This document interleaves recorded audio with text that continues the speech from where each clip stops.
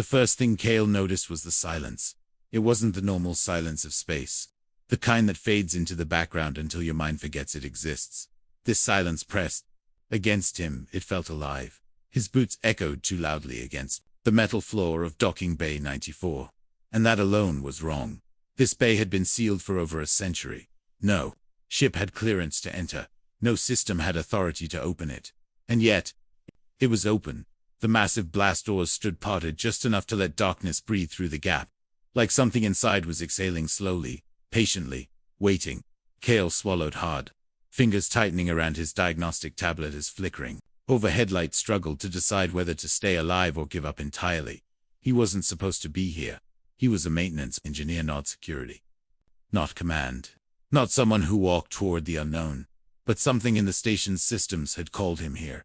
A ghost signal. A whisper in code. And Kael had always been the kind of person who listened when things didn't make sense. He stepped closer. The temperature dropped. Not dramatically, but enough that his breath became visible. A faint cloud dissolving into the heavy stillness. Then he heard it. A low metallic shift slug. Deliberate. The kind of sound something enormous makes when it moves without urgency. Kael froze. Every instinct screamed at him to run. Every story he'd ever heard rose, like a warning siren in his mind. The ancient warriors. They weren't myths. Not really. They were worse than myths. They were history distorted into fear-living weapons from a forgotten war. Beings engineered not just to win battles, but to end civilizations. No one had seen one in thousands of years, and no one who had lived to describe it clearly. Kael's heart pounded, but his feet didn't move. That was always his floor, maybe his strength. When others reacted, he observed. When others ran, he stayed. He told himself it was curiosity, but deep down he knew it was something else, something quieter, something stubborn. The darkness inside the docking bay shifted again, and then it stepped forward at first. Kael thought it was part of the ship behind it, some massive extension of black metal. But then, the shape separated, and suddenly, it was standing there, towering at least twice Kael's height. Its frame built like something that had never been meant to fall. Its armor wasn't polished or pristine, it was worn, scarred, etched with marks that looked less like damage and more like history written in violence. A faint, dim light pulsed beneath the surface of that armor, not bright, not threatening, just present. And then, its eyes, 2 points of steady unblinking light, met Kael's gaze, and everything stopped. No alarms, no movement, no sound, just that moment. Kael realized he wasn't breathing. He forced himself to inhale slowly, carefully, as if sudden movement might shatter whatever fragile balance existed between them. This was the part where it detached. This was the part where the stories became real. But it didn't move. It didn't charge. It didn't even shift its stance. It just watched. And somehow, that was worse. Hours passed, or maybe minutes. Kael couldn't tell. Time felt strange. Hair stretched thin, like it didn't want to exist in this space. Security teams eventually arrived, weapons drawn, voices tense, orders overlapping and controlled. Panicked. They saw what Kael saw, and they reacted exactly how he expected them to. The station went into lockdown, the emergency protocols activated. Every system screamed danger. But the warrior did nothing. It didn't respond to threats. It didn't react to the dozens of weapons aimed at it. It simply stood there, like a statue, carved from memory instead of stone. Days passed. The station changed. People stopped talking loudly in corridors. They avoided certain sections entirely. The presence of the warrior became something heavier than fear. It became expectation. Everyone was waiting for something to happen. Some believed it was studying them. Others believed it was waiting for reinforcements. A few whispered that it was deciding who to kill first. Kael kept watching. He reviewed every bit of footage, every sensor reading, every subtle movement. And what he saw didn't match the stories. The warrior wasn't aggressive. It wasn't even alert in the way predators are. It moved slowly, deliberately almost, carefully, and sometimes it didn't move at all. One moment changed everything.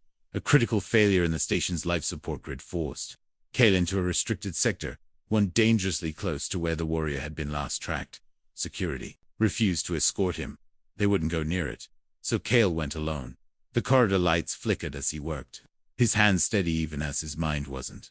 But then, the temperature dropped again, and he knew. He turned slowly. The warrior stood at the end of the corridor, not blocking his path, not advancing, just there. Kael's throat tightened. He could leave. He should leave. But instead, he did something no one else had done. He stayed. He set his tools down slowly, raising empty hands not in surrender, but in acknowledgement. His voice came out quieter than he expected. "You're not here to hurt us, are you?" The warrior didn't respond. Not with words, but something shifted. Not physically. Something deeper. The tension in the air changed. Kael couldn't explain it, but he felt it, like a storm deciding not to break. Then chaos erupted. Pirates. A full-scale assault. The station's defenses were overwhelmed within minutes. Explosions ripped through outer sectors. Screams echoed across comm channels. Security scrambled. Command collapsed. And in the middle of it all, the warrior moved. Not fast, not violently, but with purpose.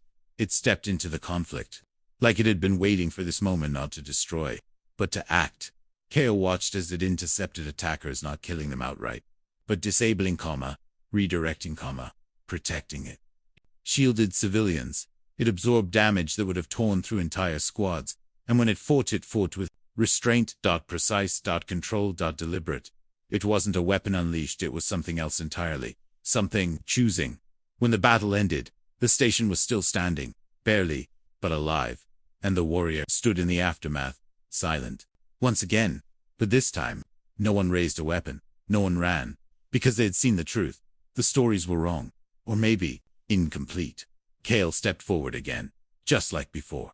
The same fear, the same quiet defiance, but this time, something was different. This time, the warrior didn't just watch. For the briefest moment, it lowered its head. Not submission, not weakness, something closer to acknowledgement. And in that moment, the fear that had defined it for thousands of years finally began to break. The distress call didn't sound like fear. It sounded like surrender. The message echoed across every open channel in the sector, cutting through static, overriding protocols, forcing itself into existence with a calm that felt far more terrifying than panic. The weapon has arrived. No screaming, no chaos, just that sentence. And then, silence. Fleets that had been locked in battle seconds before immediately disengaged. Massive warships, turned away without hesitation. Commanders who had spent entire lifetimes chasing victory suddenly chose retreat over pride. It wasn't strategy, it wasn't confusion, it was instinct, ancient, deep, and undeniable. The kind that tells you when something beyond your understanding has entered the field, and far away. Drifting just outside the orbit of a neutral station, a single vessel appeared. No energy surge. No warp signature, no dramatic entrance. It was simply there, dark. Hollow. Silent, and inside it was the reason entire civilizations had rewritten their definition of fear. Arin Valis watched the transmission replay for the 5th time, his expression unreadable while the room around him buzzed with controlled panic. The council chamber was filled with voices, some demanding immediate evacuation, others arguing for preemptive annihilation, but none of them asking the one question that mattered. What if the weapon didn't want to fire? Arin exhaled slowly, leaning back in his chair as he studied the data streams, scrolling across his interface. He was human, something that still carried a strange reputation across the galaxy. Not the strongest, not the oldest, but unpredictable, and more importantly, capable of empathy where others defaulted to logic. That was exactly why he had been sent here. Not as a soldier, not as a commander, but as a diplomat. The official directive was simple. Assess the threat, negotiate if possible, and prepare for evacuation if necessary. The unofficial truth was much darker. He was here to confirm whether the stories were real. The station itself was already unraveling by the time Arin arrived. Corridors that once pulsed with life now felt suffocated by tension. Security patrols doubled, then tripled. Every shadow felt like a warning. Every sound carried suspicion. And at the center of it all was the docking bay where no one dared to enter. It had been sealed after the vessel appeared. No scans had penetrated its hull. No signals had been returned. It was like trying to observe a void that refused to acknowledge you. And yet, it was there, waiting. Arin didn't waste time arguing with the council. He had seen this pattern before. Fear escalates. Decisions collapse. Logic becomes secondary to survival. He requested access to the docking bay. They refused. He requested again. delayed. So he went anyway.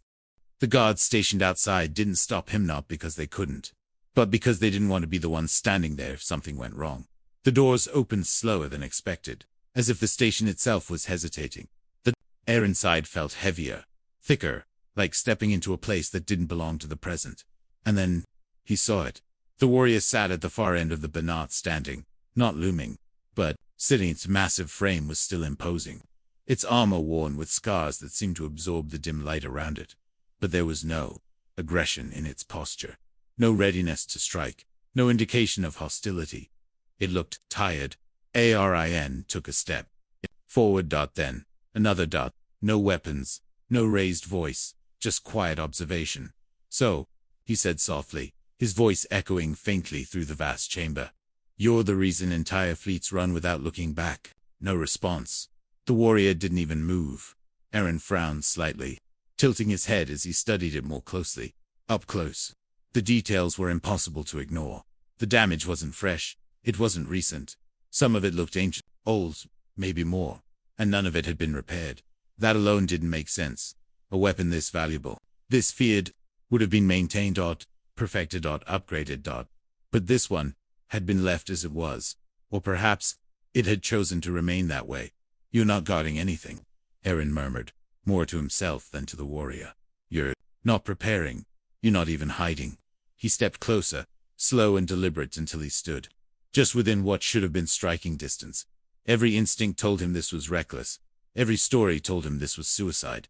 But something, deeper something, quieter, told him to stay. "Why haven't you attacked?" The question lingered in the air, unanswered, but not ignored. Because this time, the warrior moved. Not suddenly, not violently. It simply shifted its head slightly, its glowing eyes meeting Arin's. And in that moment, Arin felt it. Not rage, not calculation. Something heavier, regret. The realization hit him like a silent shock. This wasn't a weapon waiting for orders. This was something that had already chosen not to follow them. The council didn't share his conclusion. Within hours of his report, they issued a command: preemptive strike. They wouldn't risk uncertainty. They wouldn't wait for answers. Fear had already decided for them. Arin stood in the command center as the order was prepared, watching officers move with forced precision, pretending this was control and not desperation. "If you do this," he said quietly, "you're proving every lie ever told about it." No one responded. They didn't need to. The countdown began. And then, everything went wrong. Not because of the warrior, but because something else entered the system. Mercenaries, fast, heavily armed, and completely unconcerned with the legend sitting in the docking bay. They attacked without hesitation, targeting critical systems, overwhelming defenses that had been focused in the wrong direction. Panic spread instantly. The station wasn't ready for a real threat. It had been too busy fearing the wrong one. Arin didn't wait. He ran back to the docking bay, back to the only entity that hadn't made a single aggressive move since arriving. The doors slid open again, and the warrior was exactly where he had been. But this time, Arin didn't hesitate. "They're going to destroy everything," he said, his voice steady despite the chaos echoing through distant corridors. "And you already know that." Silence. "You don't have to fight," Arin continued, stepping closer. "But if you don't, a lot of people are going to die." For a long moment, nothing happened. Then the warrior stood. The movement was slow, but the impact was immediate. The air seemed to shift under the weight of it, not physical weight, but presence. Purpose. Arin held his ground, watching carefully as the massive figure turned toward the exit. "I won't ask you to kill," he said quietly. "Just help." The warrior paused, and then, for the first time, it spoke. The voice wasn't loud. It wasn't mechanical. It was deep, steady, and carried a weight that words alone couldn't explain. "I choose not to kill." Arin nodded once. That was enough. When the warrior entered the battlefield, he didn't bring destruction. He'd brought control. Mercenaries were disarmed, disabled, neutralized with precision that bordered on impossible. No wasted movement. No unnecessary force. It fought like something that understood violence too well to misuse it. And when it was over, it stopped. Not chasing, not finishing, just stopping. The station survived, not because of overwhelming, but because something built for annihilation had chosen restraint. And for the first time, The galaxy witnessed something it had never considered possible. Not a weapon, not a monster, but a choice. And somehow, that was far more powerful than fear. The question came from a child's voice, more uncertain, but impossibly clear, in the suffocating quiet of the observation hall. If he's so evil, why hasn't he attacked? No one answered, not because they didn't hear her, but because they couldn't. The question didn't just challenge the situation, challenged everything they believed. And beliefs, especially ancient ones, don't break easily. Lyra then heard it from across the room, and felt it settle deep in her chest like a stone. She didn't turn toward the child. Instead, she kept her eyes fixed on the reinforced glass that overlooked Docking Bay 9-4. Beyond it, standing in stillness like a monument carved from forgotten war, was the being every history archive had labeled the end of civilizations. The ancient warrior, the destroyer, the last of a species erased for the survival of all others. At least, that's what the records said. Lyra didn't trust records. Not blindly, not anymore. She was a historian by profession, but a skeptic by nature. She had spent years studying conflicts that shaped the galaxy, uncovering patterns others ignored, data, contradictory reports, subtle edits that turned facts into narratives. And narratives could be manipulated. Her gaze narrowed slightly as she observed the warrior again. It hadn't moved in hours. No aggression, no attempt to breach, containment, no reaction to the dozens of surveillance drones hovering at a cautious distance. It simply stood there, silent, watching nothing or perhaps everything. And that was the problem. Monsters didn't wait. Monsters acted, so why wasn't it? The council had already decided what it was. Danger, a threat, an inevitability. They spoke of it as if destruction had already begun, as if the only question left was how much damage could be minimized. But Lyra saw something else. Not evidence, not yet, but absence. And sometimes, absence was louder than proof. She turned away from the glass and made a decision that would quietly place her at odds with everyone in power. The archives were buried deep within the station layers of restricted access. Encrypted data, records, older than most species currently living. But Lyra had clearance, and more importantly, curiosity. Hours passed as she navigated forgotten files, her fingers moving rapidly across holographic interfaces as fragmented history began to unfold. Battle reports from centuries ago, incomplete transmissions, abruptly cut off, strategic summaries that felt curated, and then she found it. A set of records flagged and sealed under multi-species authorization, the kind of seal that didn't protect secrets from enemies but from allies. Lyra hesitated for only a moment before overriding the lock. The files opened slowly, as if even the system itself resisted revealing them, and what she saw didn't match the story. The ancient warriors, the Kade's destroyers, hadn't started the war. They had ended it decisively, brutally, but not without cause. They were defenders, created, yes, engineered, yes, but not for conquest, for protection. They had been deployed when diplomacy failed, when entire systems were on the verge of collapse under endless conflict. And they had succeeded. They brought peace, not gently, not without cost, but they ended a war that would have consumed everything. So, why were they remembered as monsters? Lyra's breath slowed as she scrolled further, her mind piecing together the truth hidden between redacted lines and altered conclusions. Because after the war, they were no longer needed, and beings that powerful couldn't be controlled. The final records told the real story. A coordinated betrayal, multiple species united not against an enemy, but against their own saviors. The warriors were isolated, overwhelmed, erased, and history was rewritten. The defenders became villains. The protectors became threats. The truth became inconvenient. Lyra leaned back, staring at the data as a quiet realization settled in. This wasn't just misinformation. This was survival built on a lie. And now one of them had returned. She didn't report her findings, not immediately. Instead, she went back to the observation hall, back to the glass, back to the figure that had unknowingly carried the weight of a false legacy for thousands of years. This time, she saw it differently, not as a weapon, not as a threat, but as a survivor. And then the alarms began. Not the controlled alerts of protocol, but raw, urgent, undeniable danger. An external attack, unknown origin, heavily armed. The station's defenses, activated too late. Panic spread like fire through corridors already dry with fear. And in the middle of it all, the warrior moved. Lyra watched as it stepped forward, not toward the station's core, but toward the incoming threat. There was no hesitation, no confusion, only purpose. The same purpose it had, always had, but no one remembered it. Didn't attack recklessly, it didn't unleash devastation. Instead, it positioned itself between the attackers and the most vulnerable sections of the station's civilian zones. Medical bays, refugee quarters. It absorbed the first wave of impact, like a wall that refused to break. Then it acted. Precise movements. Controlled. Enemies disarmed, disabled, neutralized, without unnecessary destruction. It fought not like a monster, but like a guardian. And people saw it. They couldn't ignore it. Not anymore. The same being they had feared was protecting them. Lyra didn't. Wait. She moved fast back to the central command chamber, where the council scrambled to regain control over a situation they had never truly understood. The doors slid open, and her voice cut through the chaos before anyone could stop her. You were wrong. Silence fell not because of authority, but because of certainty. She projected the data across the chamber archives records. Truth laid bare for all to see. They weren't the enemy. She continued, her voice steady despite the weight of what she was revealing. They ended the war. You couldn't.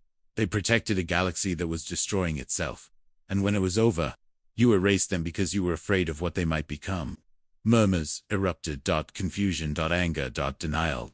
But beneath it all, doubt. Because outside, visible through every external feed, the so-called monster was doing exactly what the truth claimed. Protecting. The battle ended with the station still standing, damaged, but alive. And the warrior returned to stillness once more. But this time, the silence felt different. It wasn't heavy with fear. It was filled with something unfamiliar, something fragile. Understanding, Lyra stood once again before the glass, meeting the warrior's distant gaze. And for the first time, the story wasn't about what it was about what they had made it into. And more importantly, what it still chose to be. Everyone ran, the moment the doors to docking bay 9-4 opened and the ancient figure stepped into the dim light. Panic spread like a chain reaction across the station. Boots pounded against metal floors. Voices overlapped in fear. Orders turned into noise. People didn't wait to understand. They reacted. They always did. But in the middle of that chaos, one human didn't move. Noah Kade stood still, halfway down the corridor, watching the shadows stretch across the floor toward him. His heart was racing. Of course it was. He wasn't brave in the way stories described bravery. He didn't feel fearless. He felt everything. Fear, the tension, the overwhelming sense that he should be anywhere else. But he didn't run. And that was new. Noah had spent most of his life being overlooked. A background presence. A quiet technician who fixed systems no one thought about until they broke. He wasn't important. He wasn't strong. He wasn't the kind of person who changed things. But he noticed things. And right now, something didn't make sense. The warrior stepped fully into view, massive, scarred, its presence bending the atmosphere of the corridor around it. People vanished from sight, disappearing into side halls, behind sealed doors, anywhere that felt safer. Then standing here, Noah swallowed, his throat dry, his mind screaming at him to follow them. And instead, he lifted his hand slightly. Not a defensive gesture, not surrender, just acknowledgement. Lev. Hello, he said softly. The word felt absurd the moment it left his mouth. Like greeting a storm, as if it might respond politely. But it was honest, and for a long second, nothing happened. The warrior didn't react. No sudden movement. No attack. It simply stood there, its glowing eyes fixed on him. And Noah felt it. Not hostility, but attention, real. Focused attention, like he had just done something unexpected. Something different. He let out a shaky breath and lowered his hand slowly. Okay, he murmured to himself. That's something. The station didn't see it that way. By the time security regained control of the area, the story had already spread. A human had approached the ancient warrior. A human had spoken to it. A human had survived. And instead of curiosity, it sparked fear, dangerous behavior, reckless contact, potential contamination of protocol. Noah found himself pulled into interrogation rooms, asked the same questions in different ways. What did it say? Did it respond? Did you provoke it? He answered honestly every time. No, it didn't speak. I just said hello. That didn't satisfy anyone. it made things worse. Because if there was no explanation, then there was only uncertainty. And uncertainty terrified people more than monsters ever could. Days passed, and Noah noticed something no one else seemed to care about. The warrior moved, but not randomly, not aggressively. It followed patterns, slow routes through quiet sections of the station, avoiding crowded areas, avoiding conflict. It wasn't hunting, it was observing. And sometimes it stopped near places where people gathered, not entering, not threatening, just watching. Noah recognized that behavior because he had done the same thing his entire life, staying on the edges, observing without being seen, trying to understand without interfering. And that realization changed everything. He started leaving things small, things, tools, left neatly arranged near maintenance panels, where the warrior had paused. One's a container of nutrient packs, placed quietly along one of its paths, not as an offering, but as acknowledgement. He didn't expect a response. He didn't need one, but one day, something changed. The container was gone, not destroyed, not ignored, gone, and in its place was something else. A small piece of metal, dark, etched with markings. Noah didn't understand, but clearly deliberate, carefully placed, not random, not accidental. A response. Noah stared at it for a long moment, his chest tightening with something he couldn't quite name. Okay, he whispered softly, so you do say hello back. The connection grew quietly. No grand moments, no dramatic shifts, just small, consistent exchanges, presence without pressure, understanding without words, until the station noticed. And when they did, they didn't see connection. They saw risk. Noah was restricted. Limited access. Monitoring increase.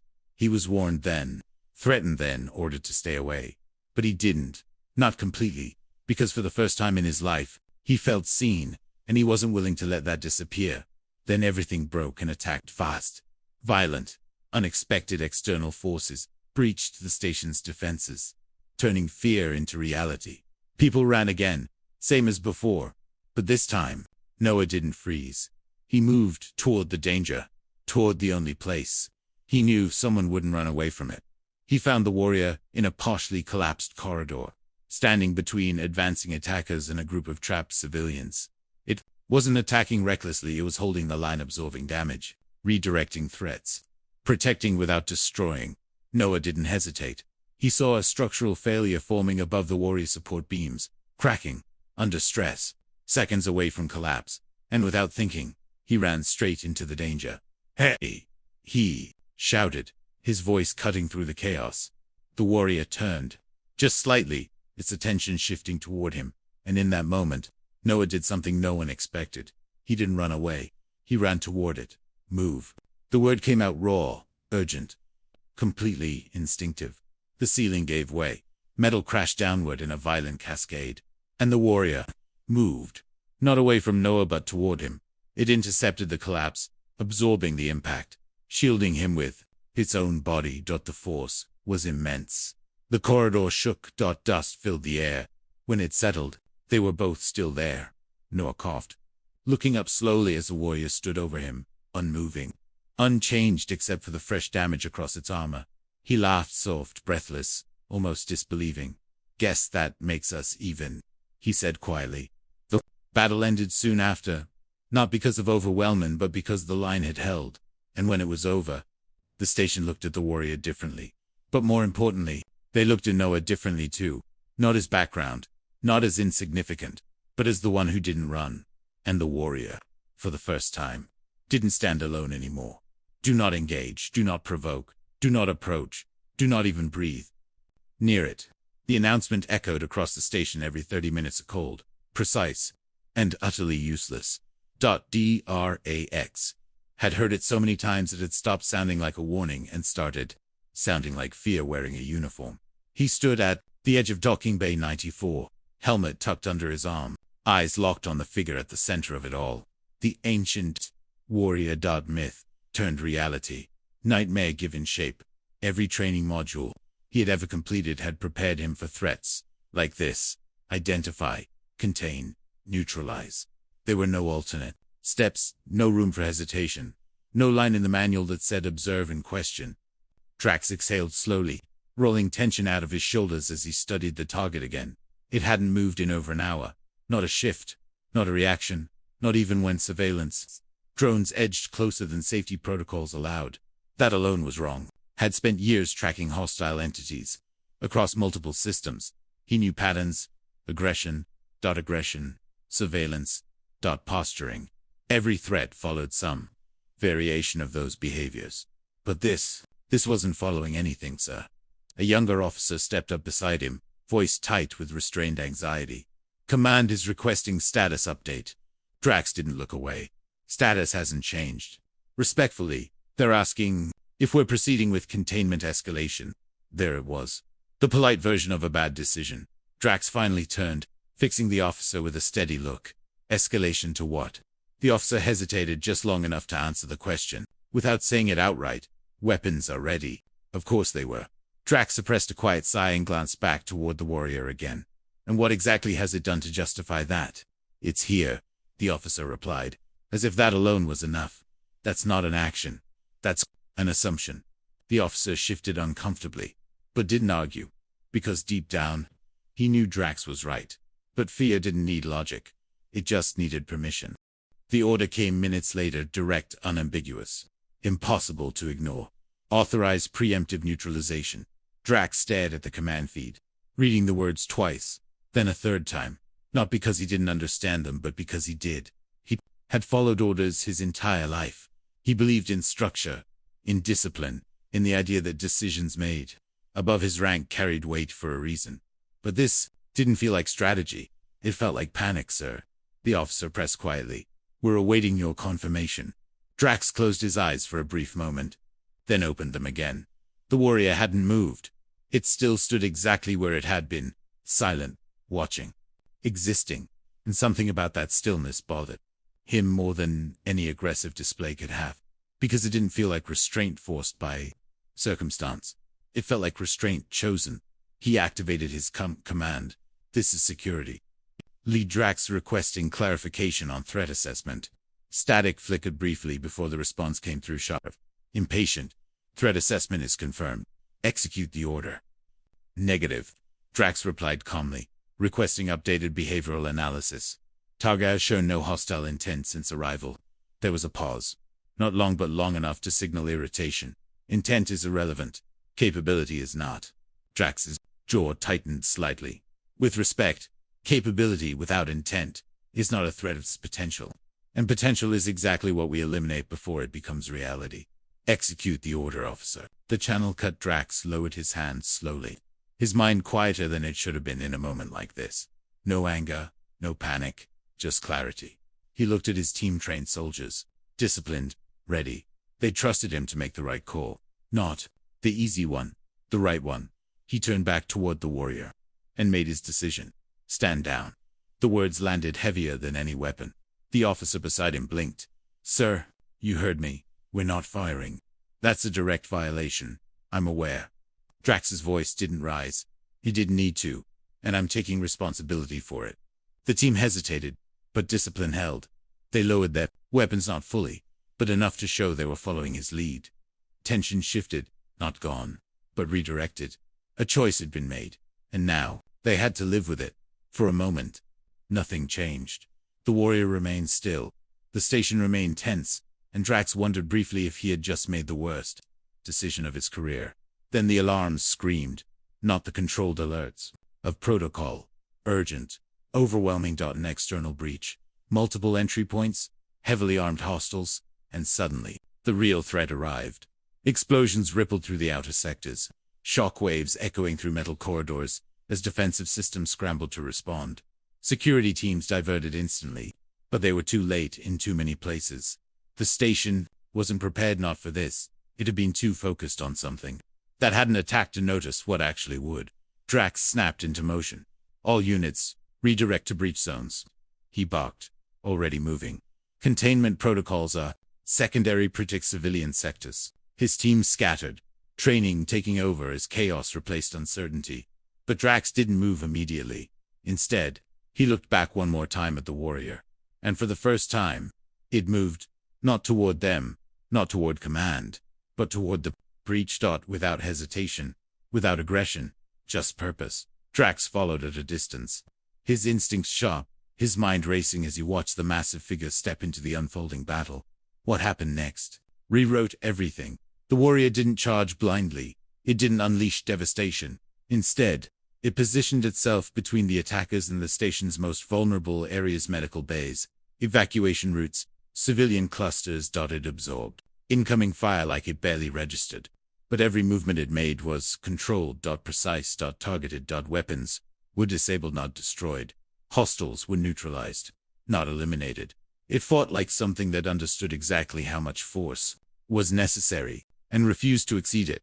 Drax engaged alongside it, his team falling into formation almost instinctively. They moved together, not coordinated by command, but by shared purpose. And in the middle of it all, Drax realized something that shifted the ground beneath everything he believed. This wasn't restraint born from limitation, this was restraint born from choice. The battle pushed deeper into the station, pressure mounting as more attackers poured in. But the line held not because of overwhelming, but because of something stronger: control. Discipline. Intent. And when the final wave broke, when the last hostile fell back, or fled, the station was still standing. Damaged, yes, shaken, but alive. Silence returned slowly, creeping back into corridors that had only moments ago been filled with chaos. Drax stood there, breathing steady, his armor marked with signs of the fight, but intact. He turned and saw the warrior again. It stood where the battle had been, fiercest, unmoving once more, but not distant, not disconnected, present, and for the first time, not alone. Drax stepped forward, removing his helmet completely this time. No barrier, no separation, just a man standing in front of something he had been trained to destroy. You could have ended all of them, he said quietly.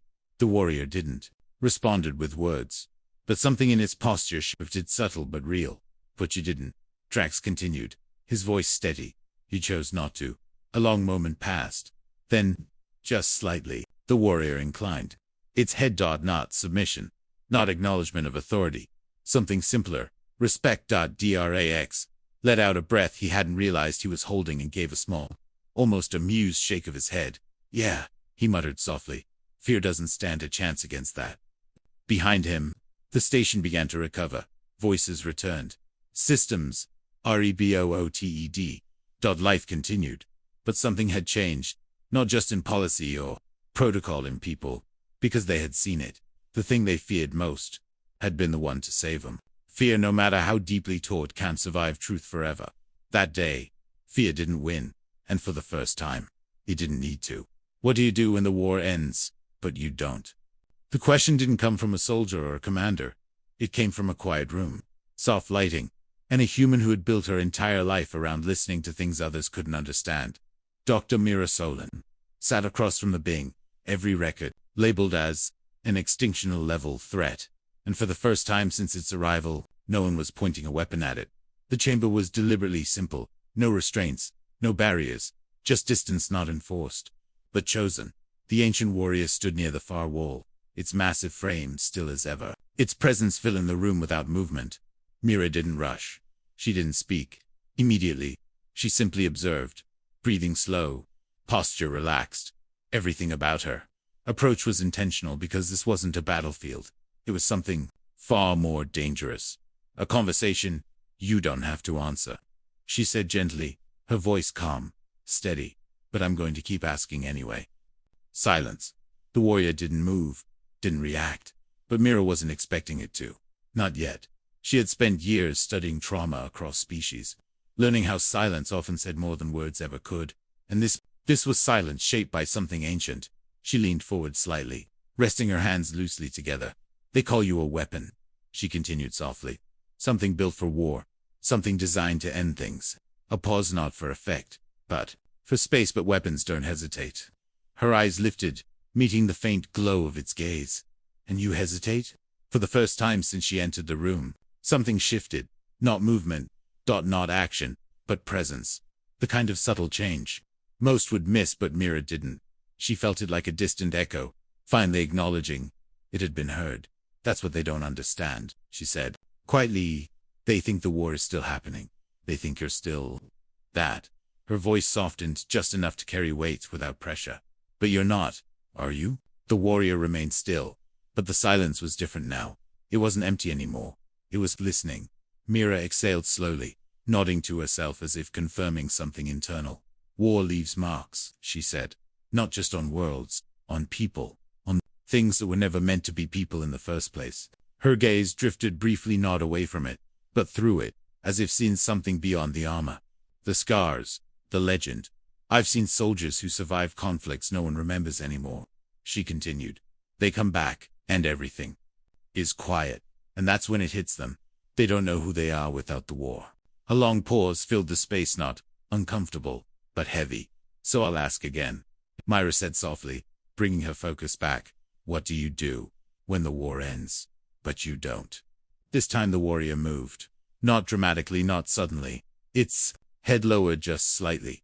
The shift was almost imperceptible, but in this room, in this moment, it was undeniable. And then, it spoke. The voice was deep, steady, carrying a weight that didn't come from volume, but from history. I remain. Mira didn't react with surprise. She didn't lean forward or raise her voice. She simply nodded, as if that answer made perfect sense.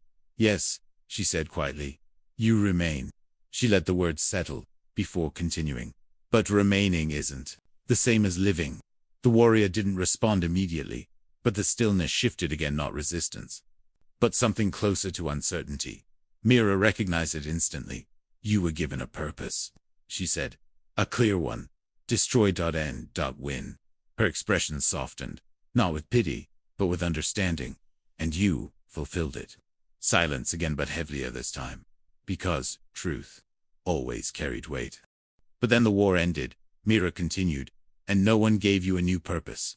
She leaned back slightly, creating space, not closing distance, but respecting it. So you kept the old one, even when you stopped using it. The warrior's gaze remained fixed on her, but something deeper moved beneath it, something fractured, something unresolved. You're not obsolete, Mira said gently. You're unfinished. That word lingered. Unfinished. Not broken, not wrong, not dangerous. Unfinished. And for something that had only ever been defined by completion, that idea mattered. Tell me, she added softly, when you arrived here, what were you looking for? A long pause stretched between them. Seconds. Minutes. Time. Lost meaning again. But Mira didn't rush. She never did. Eventually the answer came. End. The word was quiet, but absolute. Mira's breath caught, not in fear, but in recognition. You were looking for an end, she repeated gently. Not a battle, not a target, an end. The warrior didn't confirm it verbally, but it didn't need to. The truth was already there, and you didn't find it, Mira said softly. Instead of despair, there was something else in her voice, something steadier. You found something else. Outside the chamber, alarms suddenly were dissident, but urgent. The station was under threat again. Not internal fear this time. Real danger. Approaching fast. Mira didn't look away. She didn't react immediately, because this moment mattered more. You have a choice now, she said quietly. Not the one they expect. Not the one you were built for. Her eyes held his steady, unwavering. You can end things, or you can protect them. The warrior stood motionless for a long moment. Then, it turned. Not toward Mira. Not toward the exit immediately, but slightly, as if adjusting perspective, as if reconsidering. Then it moved. When the warrior entered the conflict, it didn't bring destruction. It brought something far more difficult. Control it. Intercepted threats with precision. Shielded vulnerable sectors. Redirected force instead of amplifying it. It fought not as something trying to prove its purpose, but as something redefining it. Mira watched from the command feed. Her expression calm, but her eyes carrying quiet intensity as the truth unfolded in real time. This wasn't a relic of war clinging to its past. This was something choosing its future. And when the battle ended, it didn't return to the docking bay. It didn't isolate. It didn't disappear. It didn't disappear it. Not waiting for orders. Not searching for an end. Present. Mira stood in the chamber doorway later. Watching as the warrior stood in the chamber doorway later. Watching as the warrior stood at the edge of a viewing port. Looking out into the endless stretch of space. She didn't approach immediately. She simply stood there for a moment, allowing silence to exist without needing to fill it. It's quieter now, she said finally. The warrior didn't turn, but this time, it answered, yes. Mira stepped closer, just enough to stand beside it, not in front, not behind. Beside. That's not the end, she said softly. That's the beginning. A pause. Then, for the first time, the warrior spoke without being asked. I will protect. Mira smiled, not wide. Not dramatic, but real. That sounds like a purpose to me. And in that moment, something ancient didn't disappear. It didn't end. It evolved. Because the greatest battle it had ever faced wasn't against an enemy, it was against the idea that it had no place left in a world it had moved on. And for the first time, it won. The vote was supposed to be simple. Kill it, or let it stay. But nothing about the being standing in Docking Ring 7 was simple anymore. The announcement echoed through every corridor of the station. Sharp and sterile. All counciled representatives. Report immediately. Emergency session initiated. Subject designation. Ancient warrior. Jace almost spilled his datapad. He wasn't supposed to be here. Not in the council chamber. Not during a crisis. He was just an intern. A note-taker. A shadow in a room full of voices that actually mattered. But today, the shadows were trembling too. The chamber was already alive when he entered, layers of voices overlapping. Alien dialects blending into something chaotic and uneasy. Holographic projections flickered above the central table, displaying the warrior in perfect detail. Towering, armored, unmoved. Watching, Jace swallowed hard. He had seen the footage before. Everyone had. The moment the ancient warship drifted into the station's perimeter. No weapons fired, no warnings issued, just silence. And then, him, stepping out like something pulled straight from a nightmare history refused to forget. They're voting to destroy it. Someone whispered behind Jace. Of course they were. Fear was always louder than reason.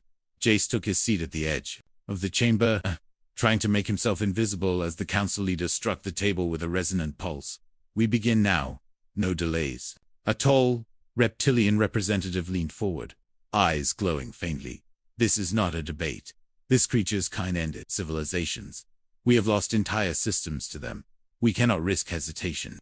Murmurs of agreement rippled across the chamber. Another voice cut through, smoother, colder, and yet, it has not attacked. That shifted the air slightly. Jace looked up. The speaker was human Ambassador Elion, composed, the kind of person who made silence feel intentional. Elion continued. It has been here for 12 hours. No aggression. Movement beyond basic positioning. If it intended harm, we would already be dead. Or it is waiting. The reptilian snapped. Jace felt something tighten in his chest. That word, waiting. It implied patience, intent, purpose. It made the warrior feel aware. The projections shifted again, zooming in on the warrior's facial, cliff, dark, impenetrable, penetrable. But, somehow, not empty. Jace leaned forward before he realized he was doing it. Permission to speak. He blurted. The chamber stilled. Every eye turned toward him. Mistake. Big mistake. The council leader frowned. State your designation. Jace. Intern. Assistant to Counselor Reth. I've been reviewing the incoming data and you are not authorized to. It hasn't made a single hostile move. Jace rushed out, words tumbling over themselves. Not one. Every system log shows restraint. It's not just inactive, it's deliberately avoiding conflict. Silence followed heavy. Considering the reptilian representative scoffed. Or it is calculating. Jace shook his head, heart pounding. Then why disable the outer turret grid? That got their attention. The room shifted again. Elion's gaze sharpened. Explain. Jace pulled up the data with shaking hands, projecting it into the center. 3 hours ago. The automated defense systems locked onto the docking ring. They registered the warrior as a threat and prepared to fire. He hesitated, then forced himself to continue. The systems shut down before they could, by the warrior. Someone said quietly. Jace nodded, but only the ones targeting civilian sectors. It left the perimeter defenses intact. That detail hung in the air like a fragile thread. The reptilian's eyes narrowed. You're suggesting what? That it's protecting us. I'm suggesting, Jace said, voice steadier now, that it had the capability to neutralize everything. And it chose not to. The chamber erupted again. But this time the tone had changed. Not just fear, confusion, doubt, dangerous things. The council leader raised a hand. For silence. Double quotes enough. We will proceed with the vote. Jace's stomach dropped. Too soon. They weren't ready. They hadn't seen enough. Option 1. The leader continued. Authorize immediate strike. Eliminate the threat. A series of lights blinked across the table. Votes registering. Jace's pulse hammered in his ears. Option 2. The leader said. Temporary observation period. No engagement unless provoked. More lights. Closer this time. Too close. Jace leaned forward, barely breathing. This is wrong, he said under his breath. Elion glanced at him. Say it louder. The ambassador murmured. Jace froze. Then something inside him snapped into place. He stood. I request the third option. The room went still again. You are out of line, the reptilian hissed. Maybe, Jace said, voice shaking, but refusing to break. But if we destroy something we don't understand, we become the very thing we're afraid of. That hit harder than he expected. Even the reptilian didn't respond immediately. Jace pressed on. Give it a chance. Not just to exist, to prove itself. On what basis? Someone demanded. Jace swallowed. On the fact that it already has. Silence. Then the lights shifted again. Votes recalculating. The council leader's expression darkened. You are asking us to risk every life on this station. Jace met his gaze. No, I'm asking you to trust the evidence instead of the fear. For a moment, nothing moved. And then an alarm. Not the quiet. Contained alerts of system malfunctions. This was louder, sharper, panicked. Unidentified vessels entering range. A voice called out. Multiple signatures. No transponder codes. The projections shifted again. Not the warrior, this.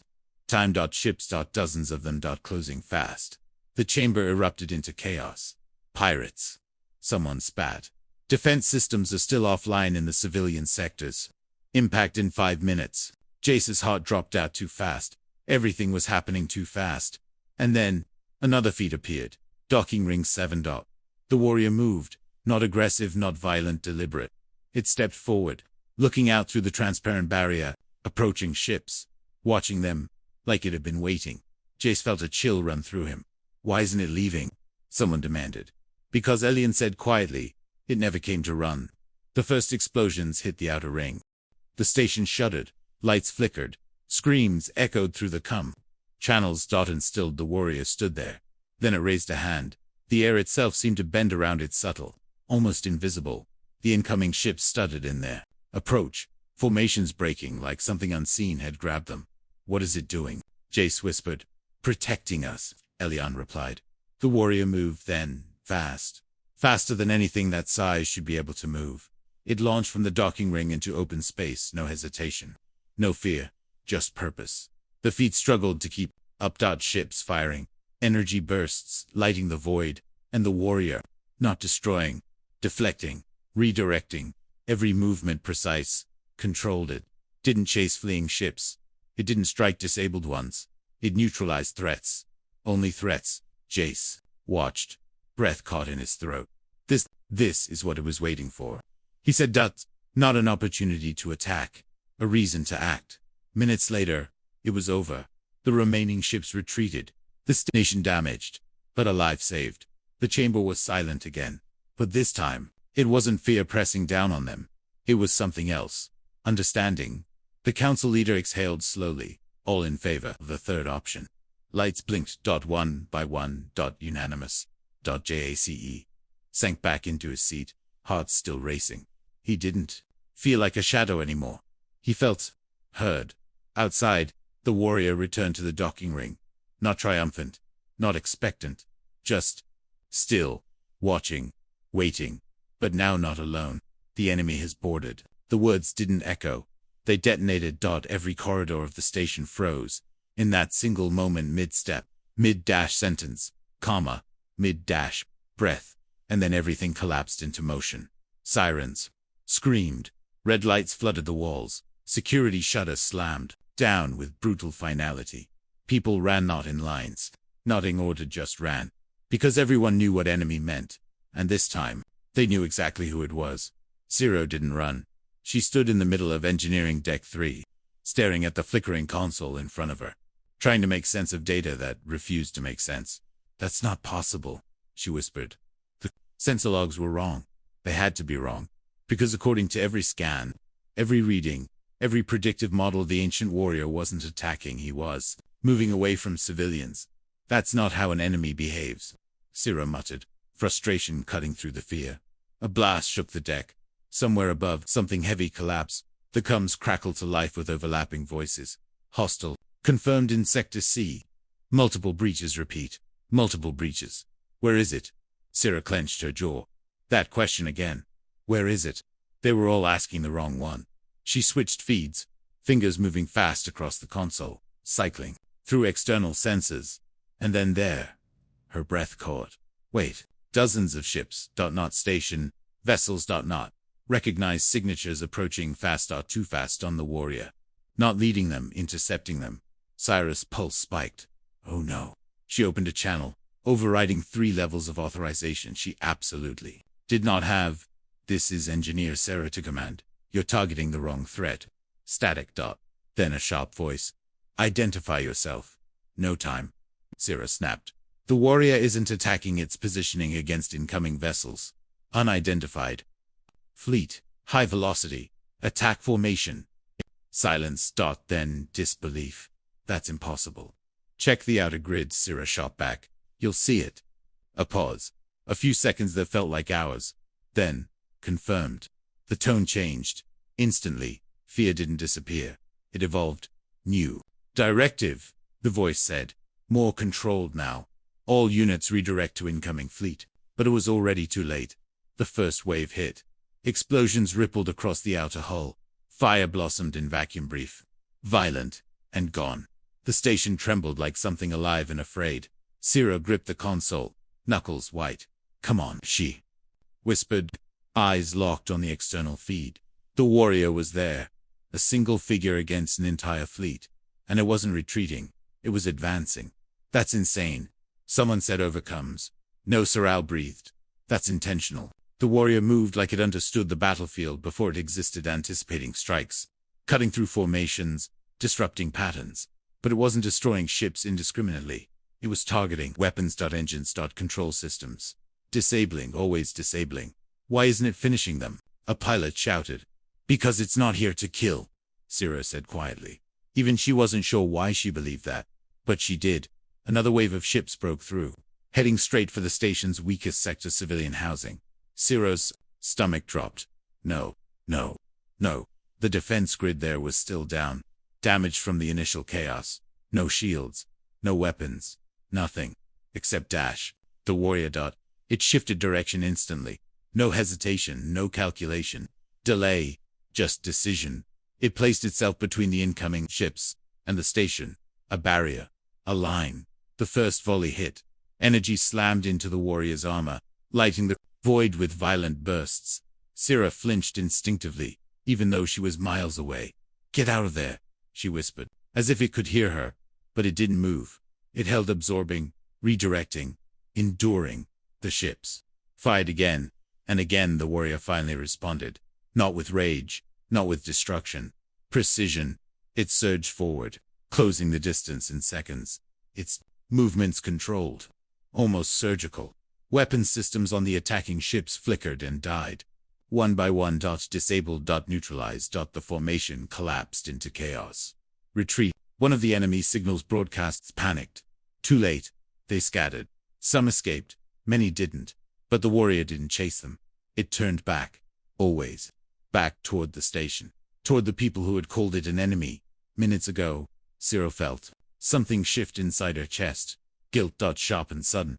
We were going to kill it, she said softly. No one responded because everyone knew it was true. The comms filled with reports, damage assessments, casualty counts, system failures. But beneath all of it, there was something else. Silence. Not the heavy, terrified silence from before. Something quieter. Something thoughtful. The external feed stabilized. The warrior drifted just outside the station now. Its massive form still, almost motionless, watching, not demanding recognition, not expecting gratitude, just there. Sira exhaled slowly, realizing she'd been holding her breath for far too long. Open a channel, she said. To what? The operator asked. She hesitated, then to it. A pause. That's not protocol. Neither was surviving Sira. replied. Another pause. Then channel open. Static filled the line for a moment. Syrah stepped closer to the console. Heart pounding. What do you even say to something like that? She swallowed. You saved us. The words felt small, insufficient, but they were all she had. For a second, nothing happened. Then the warrior moved, just slightly, its head turning toward the station. Toward her, Syrah felt it somehow, even through screens and signals. Awareness. Recognition. And then nothing else. No response. No signal. No sound. It simply turned away again, returning to its silent vigil. Syrah let out a breath that almost turned into a laugh. Yeah. She murmured. Didn't expect a thank you either. Behind her, the station was already changing. Reports shifting tone. Language evolving. Unknown hostile becoming external threat. The warrior becoming something else. Not quite ally, not yet, but no longer enemy. Syrah looked back at the screen one last time, at the figure that had stood alone against an entire fleet, at the being they had feared. Misjudged. Almost destroyed. And she shook her head softly.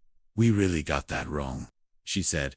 Outside, the warrior remained silent, still watching the stars, as if waiting, not for war, but for the next moment someone needed saving. No one had ever seen him smile, until today. At first, it sounded like a joke. A rumor whispered through corridors too tense to carry humor properly.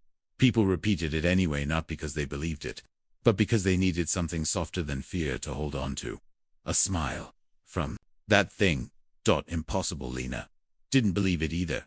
She tightened her grip on the small hand wrapped around her fingers, as the station lights flickered overhead. Stay close, she murmured. I am close, the child replied. Voice small but steady. Arin never panicked. That was the strange part. While adults whispered and speculated, while security forces hovered near every corridor with weapons half-raised, Arin simply watched. Curious. Thought like the universe was still something new to understand, not something to fear. Lena glanced down at him. You've heard the stories. Yeah. Arin nodded. They say he destroys worlds. Then why aren't you scared? Arin thought about it for a moment, serious in the way only children could be. Because he hasn't destroyed this one. Lena opened her mouth to respond, then closed it. There wasn't a good answer to that. The station hummed uneasily around them. Every system felt strained, like it was waiting for something to break. And at the center of it, all docking ring 7, where the ancient warrior stood. Still. Silent. Watching. Lena had seen him once. From a distance. That was enough. The sheer scale of him, the weight of his presence, it pressed into your chest. Made your thoughts feel smaller, like instinct itself was screaming at you to run. And yet, he hadn't moved. Days now, no attacks, no threats, no demands, just existence, which somehow made it worse. Can we go see him? Arin asked suddenly. Lena stopped walking so abruptly someone behind her nearly collided into her. No, why not? Because that's not a good idea, she said quickly. Why? Because Lena hesitated, searching for something logical, something adult. Because he's dangerous. Arin tilted his head. Lena felt frustration flicker. Because everyone says so. Arin considered that. Then everyone also said the lower deck vents were haunted. That's different. Lena exhaled slowly. This was impossible. You're not going near him, she said firmly. Arin didn't argue. He just nodded, which somehow made it worse. Because now, Lena felt like she was the one not making sense. Hours later, the station shifted again. Not physically, emotionally. The kind of shift you felt before something happened. Alarms didn't sound, not yet, but tension spiked. Like a held breath stretching too far. Lena was in the market sector when she realized Sari was gone. Her heart dropped so fast it hurt Arin. She, cold, spinning around. Crowds blurred. People moved too fast, too chaotic. Arin, no answer. Fear surged sharp, instant. Overwhelming. Not the distant fear of the warrior. This was real. This was now. She pushed through the crowd, panic rising in her chest. Where would he go? Where? Docking ring 7. No, no, no, Lena whispered, running. Now, security barriers were already up when she arrived. But there was a gap. Just enough. Her breath caught. Beyond the barrier. A small figure, walking forward. Alone, Arin. She shouted. Too far. Too late. The warrior stood at the far end of the ring, unchanged. And mauve ging, massive, silent, watching. And now a child was walking toward it. Time slowed, every step Arin took felt heavier than it should. The air itself seemed to resist, or maybe that was just Lena's heart trying to stop it. Please stop, she whispered, voice breaking. Security hesitated. They didn't fire. They didn't move. Because no one knew what would happen. No one knew what he would do. Arin stopped a few meters away. Tiny, insignificant, and yet somehow, completely unafraid.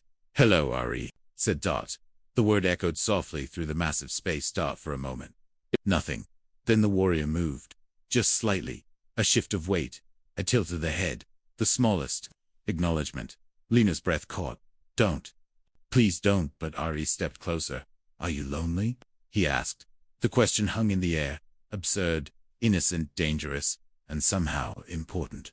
The warrior didn't respond, but something changed. Not visible, not measurable. Felt like the silence itself had softened. Arin sat down. Crossed, dash-legged. Right there on the cold metal floor. I get lonely sometimes too. He continued casually. When people don't understand me. Lena's vision blurred. She couldn't move. Couldn't breathe. This was it. This was the moment. Everything would go wrong. The moment the stories would prove true. The moment the monster would finally let the warrior knelt. Slowly, deliberately, reducing the impossible distance between them. Gasps rippled through the watching crowd. No one had ever seen it do that. Not in recordings. Not in history. Not in history. Not ever. Arin looked up at it, smiling slightly. You're really big, he said. A pause. And then it happened. Subtle, almost imperceptible. A shift in the warrior's faceplate. A faint movement in the structure beneath. But it was there. Undeniable. A smile. Not human. Not familiar. But unmistakable. Lena felt tears hit her eyes before she realized she was crying. No way. Someone whispered behind her. The word spread. Instantly. Through coms. Through corridors. Through the entire station. He smiled. He actually smiled. He can smile. The warrior remained still, watching the child. Not as a threat. Not as a threat. Not as a target, but as something else. Something softer. Something remembered. A distant echo of what it once was. Before war. Before destruction. Before 10,000 years of silence. Arin stood up again. See, he said, glancing back toward the others as if proving a point. He's not scary. Lena let out a shaky laugh through her tears. Yeah, she whispered. Maybe he never was. The moment didn't last forever. Nothing ever did. But it didn't need to. Because something had already changed. Not in the worried in them fear. Didn't disappear, but it cracked just enough for something else to grow through. Understanding, connection, hope. The warrior stood once more, returning to its silent watch, but now it wasn't just a legend, not just a weapon, not just a nightmare from history. Now, it was something that could smile, and somehow that changed everything. Everything you know about them is a lie. The broadcast didn't begin with music, it didn't build tension, it didn't ask permission, it just cut in, across every screen, every terminal, every personal device on the station. Raw, undeniable. And instantly dangerous. Rinvale stood in the center of the transmission room, heart pounding as the signal spread beyond her control. She knew what she had just done. There was no taking it back, no hiding behind edits or delays. This wasn't a report anymore. It was exposure. Rin, you need to shut that down right now. Her editor's voice snapped through the comm. No, Rin said quietly, eyes locked on the data stream. If I shut it down now, it becomes a rumor, and rumors get buried. This will get you erased, the editor warned. Rin allowed herself a thin, humorless smile. Then at least I'll be erased telling the truth. The screen shifted. Old footage appeared. Grainy. Fragmented. War-torn. Massive figures. Warriors against waves of ships. But not attacking. Defending. That's impossible. Someone whispered in a nearby corridor. Rin heard it through open channels. The entire station was watching now. Good. They needed to see. They were never the aggressors. Rin's voice continued over the broadcast, steady despite the storm. Building around her, they were deployed as protectors during the outer collapse. Their purpose was to hold the line while civilian evacuations were carried out. The footage proved it. Ships fleeing behind them. Cities evacuating. The warriors. Holding. Enduring. Sacrificing. Ryn. Single quotes. His hands trembled slightly as she loaded the next segment. This, she said, is what came after. The screen cut again. Different footage. Cliff more official. Council records. Sanitized. Edited. Double quotes. After the war ended, the narrative changed. Rin said, voice tightening. The same beings that saved entire systems were reclassified as threats. Why? A voice demanded over the public channel. Rin exhaled slowly. Because they were too powerful to control. Silence. Heavy. Uncomfortable. Double quotes. They didn't obey. Political structures. They didn't answer to governments. They followed one directive. Life. At any cost. Another clip played. A warrior, refusing an order. Standing between a fleet and a planet it had been commanded to destroy. That's when they became inconvenient. Rin said. The footage ended. The truth settled in its place. Sharp, unavoidable. Double quotes. They weren't monsters. Rin continued. They were guardians. And we rewrote history to make ourselves feel safer about what we did to them. Hercom crackled urgent this time. Rin, security is on their way. You have to go. She ignored it. One last piece. The final truth. And now, she said softly, one of them is here. The feed shifted to live footage. Docking ring 7. The ancient warrior. Still. Silent. Watching. Double. Quotes. This is not an invasion, Rin said. This is what's left of a promise. The broadcast cut. Not by her. By force. The room plunged into sudden quiet. Rin exhaled slowly, her hands finally dropping to her sides. Well, she murmured. That's done. The door slammed open. Security flooded in. Weapons raised. Rin Vale. You are under arrest for unauthorized transmission and dissemination of classified material. She didn't resist. Didn't run. She just nodded. I figured. As they escorted her through the corridors, the station felt different. Quieter, but not feared in thought. People weren't running. They weren't panicking. They were processing. Whispers followed her. Did you see it? Was that real? Were they actually protecting us? Rin kept her eyes forward. Had done what she came to do. Now it was out of her hands. But truth had a way of spreading once it was seen. Even when people didn't want it to. The holding cell was cold. Minimal. Functional. Ryn sat down slowly, leaning back against the wall. For the first time since the broadcast began, she allowed herself to breathe. Footsteps approached. She didn't look up. Bold move. A voice said. Familiar. Ryn glanced over. Ambassador Elion stood outside the cell, arms crossed, expression unreadable. Reckless, he added. Rin shrugged slightly. Truth usually is. Elion studied her for a moment. Then, you've caused a problem. Good, Rin replied. Problems mean people are thinking. A pause. Then a faint shift in Elion's expression. Not quite approval, but not disapproval either. Your timing, he said slowly, may have saved more than your reputation. Rin frowned. What do you mean? Before he could answer, alarms. Loud, sharp, immediate, not internal, external, unidentified fleet approaching. The station-wide alert blared. Rin closed her eyes briefly. Of course, she muttered. Elion. Didn't move. Watch. He said. The cell's display flickered to life.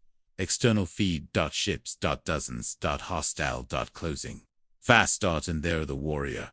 Positioned between them and the station. Rin leaned forward slightly. This is it, she whispered. The moment the truth put to the test. The fleet opened fire. Energy lit the void. In violent bursts. The warrior moved. Not with rage. Not with vengeance. With purpose. It intercepted, deflected, neutralized. Every action. Precise. Every movement. Controlled. Protecting. Just like the footage. Just like the truth. Rin felt something tighten in her chest. Not fear. Something deeper. Recognition. You see it, Elion said quietly. Rin nodded. Yeah, she breathed. I do. The battle didn't last long. It didn't need to. The fleet retreated. Broken, defeated. The station survived. Again, silence followed. But this time it wasn't uncertainty. It was clarity. The display lingered on the warrior as it returned to its position. Still, silent, unchanged. And yet everything had changed. Elion turned toward the exit. Yeah. Charges, he said, will be reviewed. Rin almost laughed. That's convenient timing. He paused. Then truth tends to be. He left. The door remained closed, but it didn't feel like a prison anymore.